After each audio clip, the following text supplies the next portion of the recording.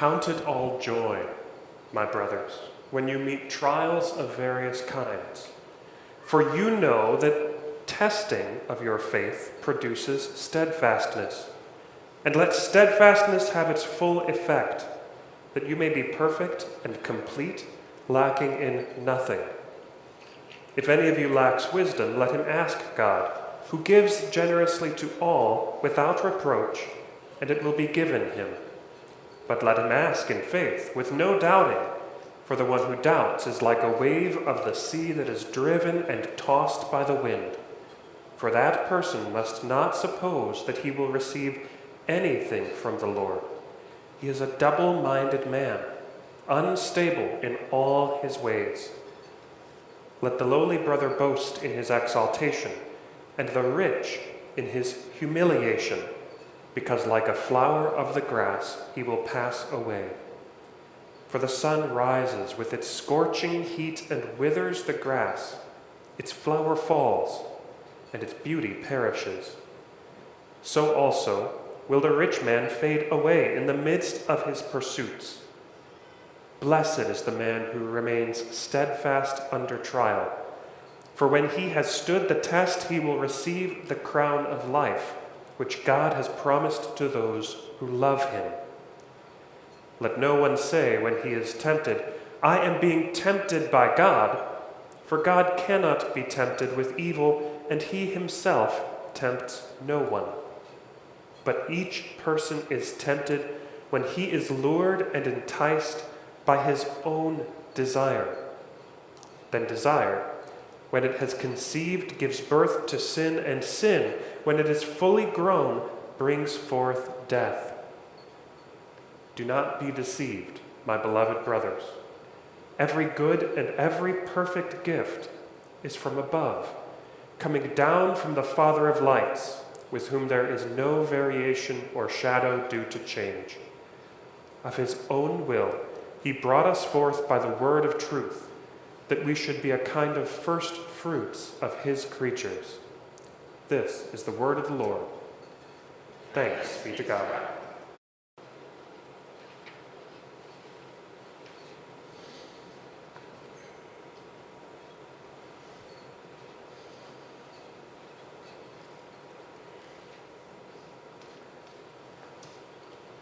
I'm tired.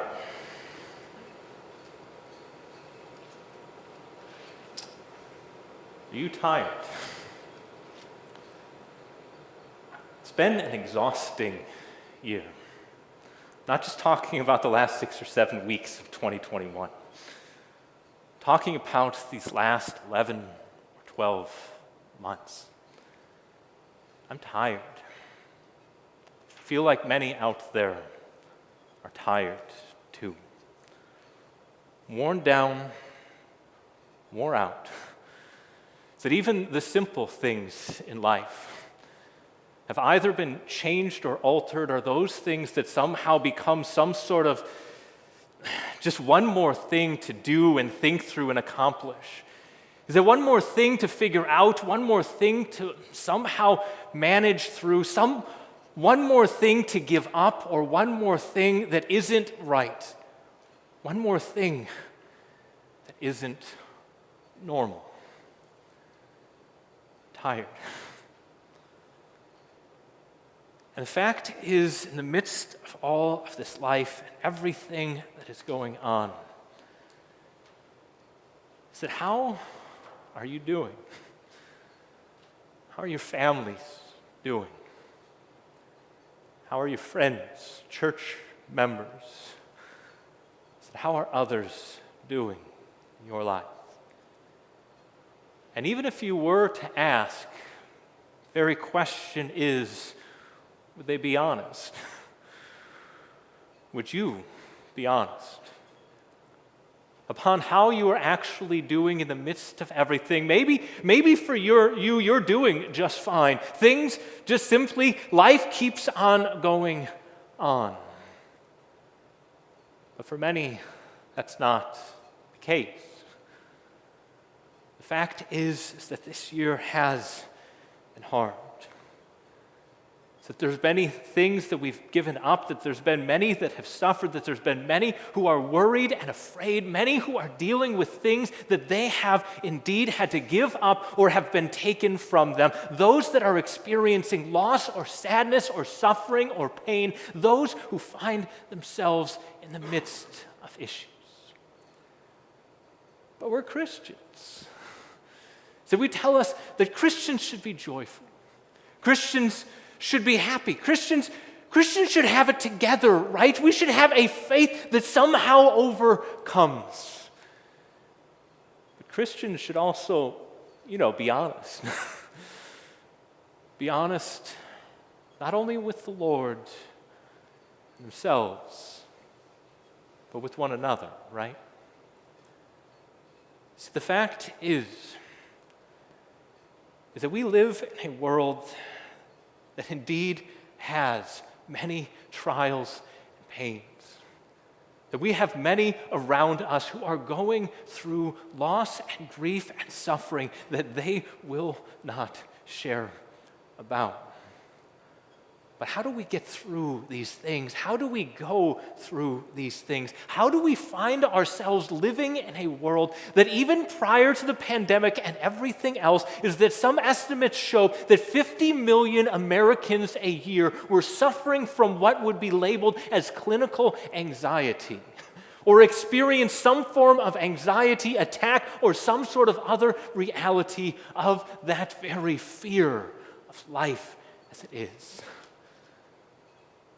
Concerns and worries and fears and anxieties that just build up, and we feel it in our chest and we feel it in our lives. How do we get through it? Or how do we make sense of the fact that we live in a generation?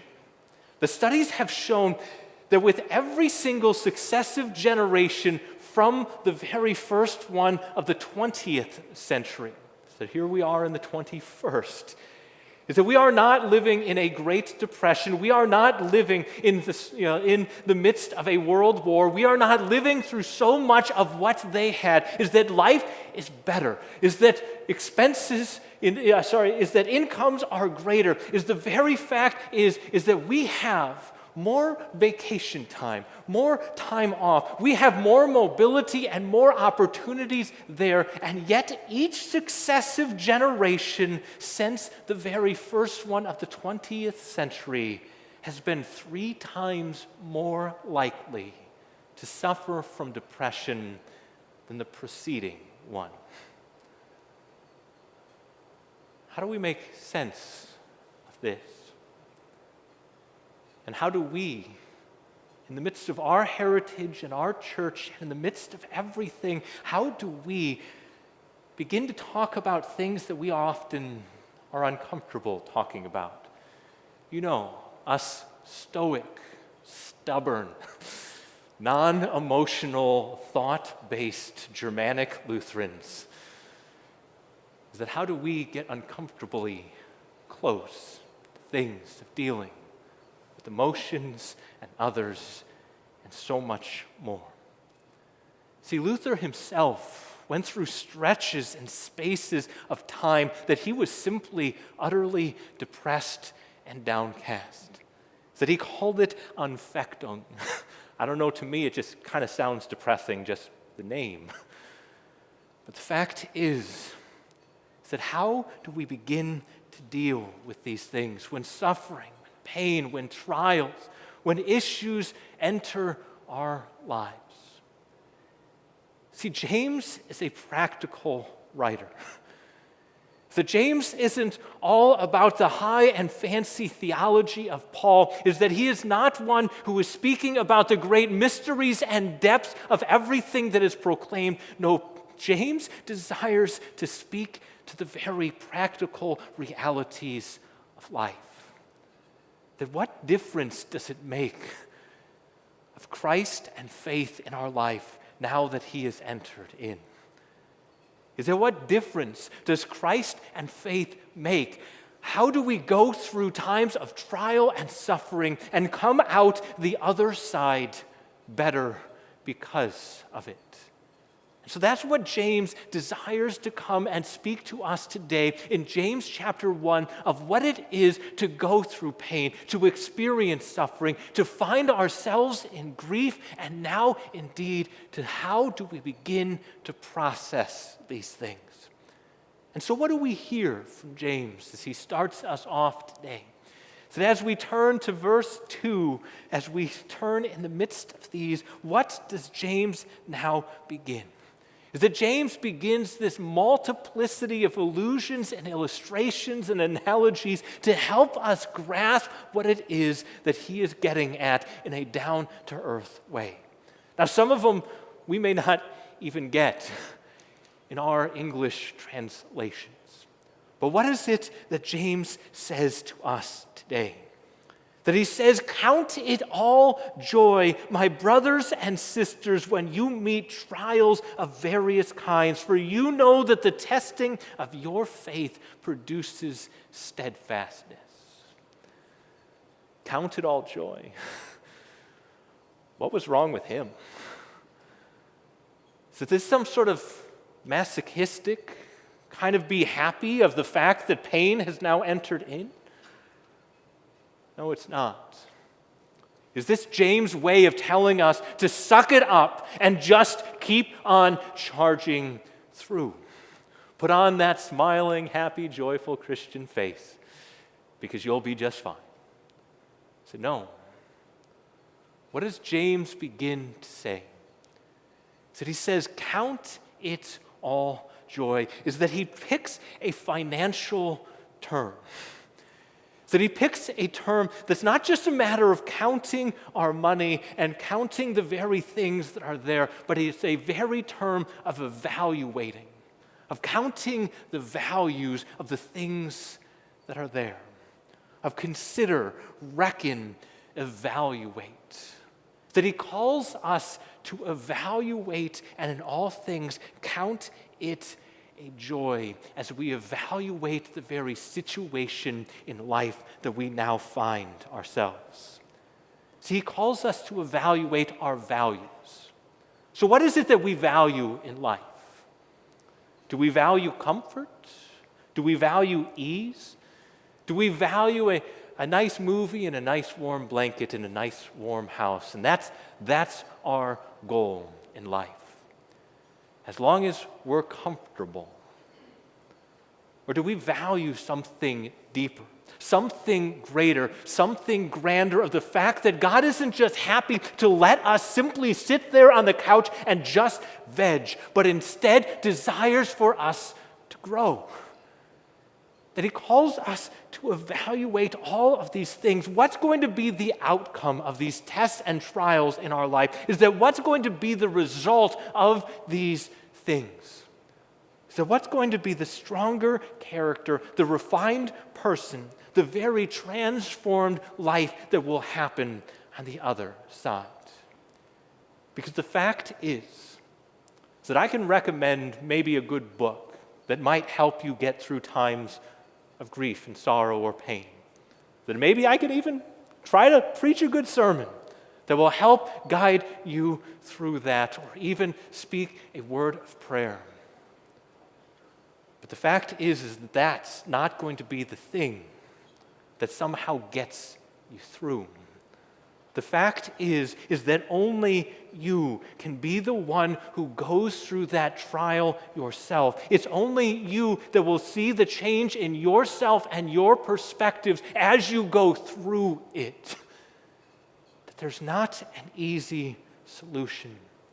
But there is the fact that in so many ways, God invites us to turn to him and ask the question of how do we get through these things?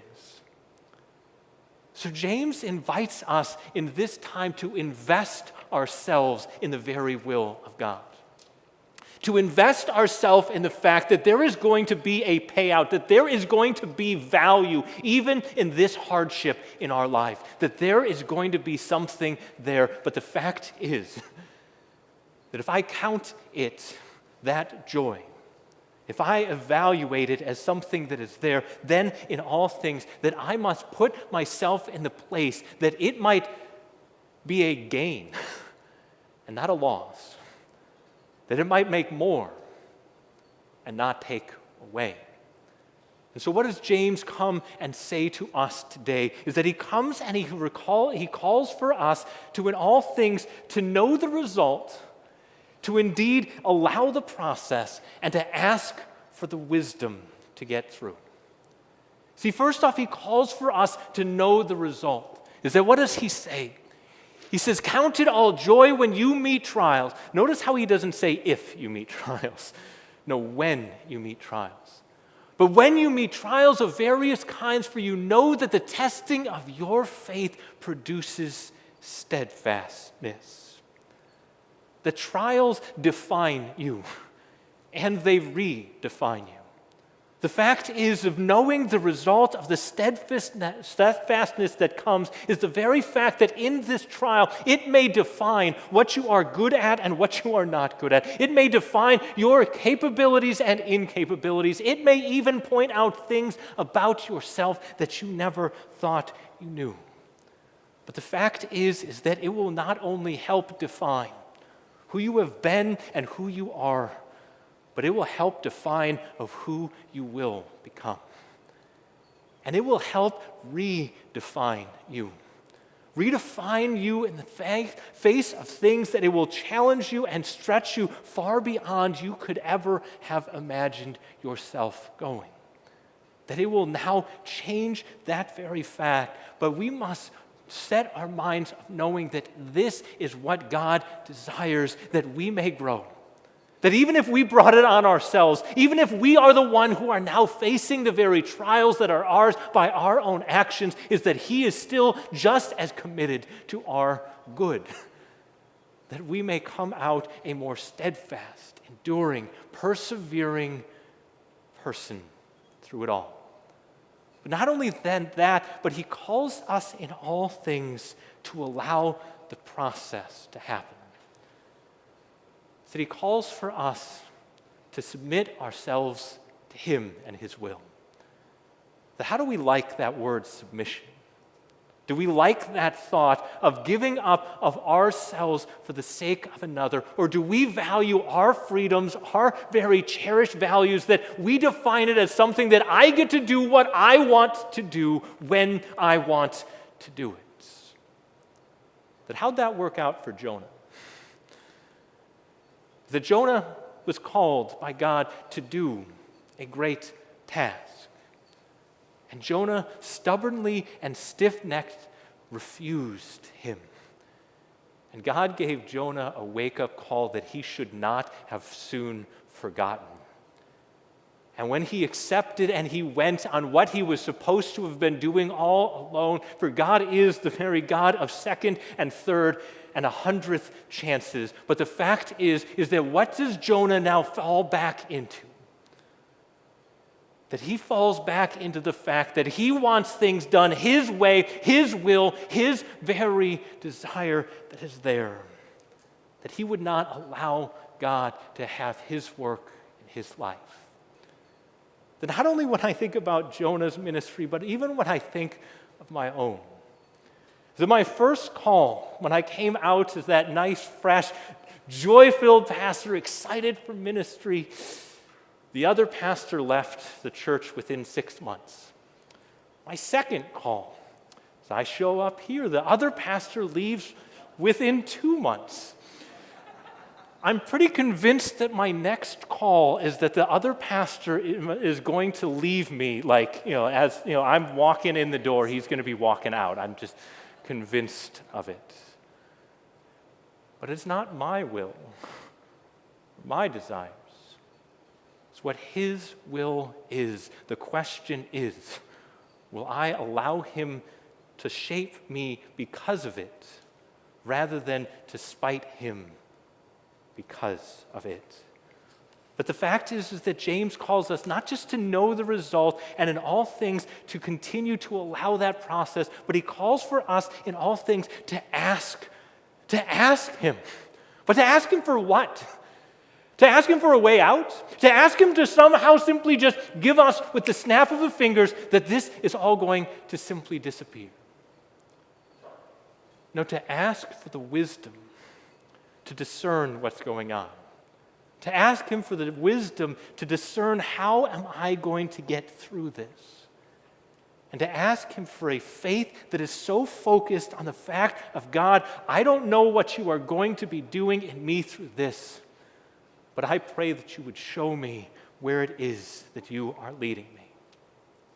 See, he gives us a foundation on the very fact that, what does James say? Do not be double-minded. Do not be praying this and then be worried and doubting and thinking that. Is that there may be storms in life, but the fact is that we do not need to be rocked by them. That we build our foundation on Christ, who is there for us in the good and the bad. Is that Jesus Christ who calmed the storms on the Sea of Galilee. Jesus Christ, who even in the storm called Peter to come and walk on the water with him. Jesus Christ, the only one who in the midst of things, whose way never wavered, whose very love never left us, and whose dedication to us has never dwindled, his foundation is there for us in the storms of life to find ourselves anchored in. See, James goes on to say not only of counting it all joy, but he calls to us at the end of this that very beatitude over us. Verse 12, he goes on to say this: "Blessed is the man who remains steadfast under trial, for when he has stood the test, that he will receive the crown of life, which God has promised to those who love him." So Jesus calls us to keep our eyes on the prize. For first comes the cross, but then comes the crown. First comes the very suffering and pain of life, but then comes the glory of it all. For what is he saying? Is that he says to us to receive the very reward that awaits. To know what it is that is there at the end. Not that there is a pot of gold at the end of the rainbow, but the very fact that there is something of the richness of God, that we might feel closer to him and in all things may be refined by him. But when we find ourselves in times of trouble, is that what do we find ourselves so often in the midst of things, even when we've brought it on ourselves, is that we are prone to blame others. Is that we're prone to somehow make it somebody else's fault. And what does James even go on to say? But he goes on to say that very fact: let no one say when he is tempted that I am being tempted by God. See, we're even prone to blame him for the very things that might even be our own fault. See, the fact is what God desires for our good. That he desires to make more of us, for the better of us, for the best of us, that we often turn around and allow it to not be a test, but to be a temptation. To be one more thing that we allow sin to drag us away on. For what does James go on to say? That each person is tempted when he is lured and enticed by his own desire. Then desire, when it is conceived, gives birth to sin. And sin, when it is fully grown, brings forth death. See, James moves us through.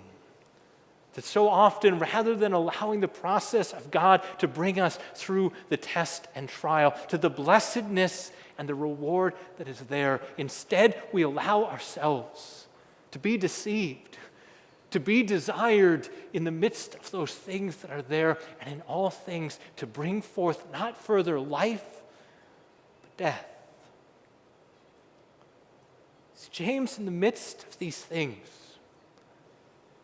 desires to call us away from all of the ways that we may pity ourselves or worry ourselves or somehow think that we need to do it ourselves or too afraid to somehow go and visit a counselor or to talk to somebody, or in all things to even come to the very church that is there for us in times of need.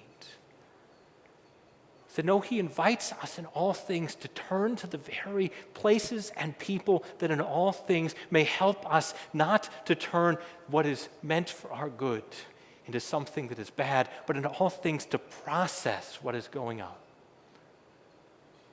Because how does James begin this whole midst of everything? If we could go to our next slide. So he says, and let steadfastness have its full effect, that you may be perfect and complete, lacking in nothing. So how does that describe any of us out there? Perfect and complete, that steadfastness may have its effect. The fact is that I often have the want to change, but I don't often have the power and the strength to do it. That I may have the inspiration to want to do something, but the fact is that I often fall short. But what is it that we hear in the book of James?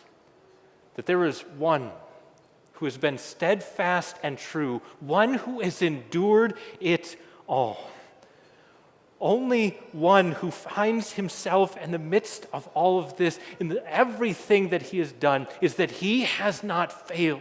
That he has not lacked, he has not in anything fallen short and has been incomplete, but in all things that he has been our perfection. That Christ alone is the one who has seen that very endurance through the very trials in the wilderness that we heard in our gospel today, to the very trials of 3 long years of ministry with nothing but persecution in his face. And as a thanks for all of it, at the end comes the very cross and the tomb. And yet he stayed firm. Why? Because of the very fact that he knew the prize that was marked out before him. He knew the prize of those that he would redeem and bring back, that through his death we might live, that through his very suffering that we might have hope, that through his very faithfulness that we might have faith and reason to still believe, even in our darkest hours. That how does James end it today? He says, every good and every perfect gift is from above, coming down from the Father of lights, with whom there is no variation and shadow due to change. That his love may be new for us every morning, but that is only because of the very fact that Jesus Christ is the same yesterday, today, and forever. His love does not shift like shadows. It does not change like the very shifting of this lights of this life. Is the very fact is that he is the one who is that good and perfect gift that has come down for us, giving us the very reason not only that we can count it all joy as we invest ourselves in his very will, not only that we may be found as we keep our eyes on what is ahead, as in all things is that we receive that reward that awaits us, but in all things that we might be those who rejoice in him alone, who is our steadfastness, and who is the one giver of all good. Then may he strengthen us in all things, and may he hold us firm to give us that peace that surpasses all understanding, that guards your hearts and your minds in Christ Jesus. And may you rest and may you refresh in him. Amen.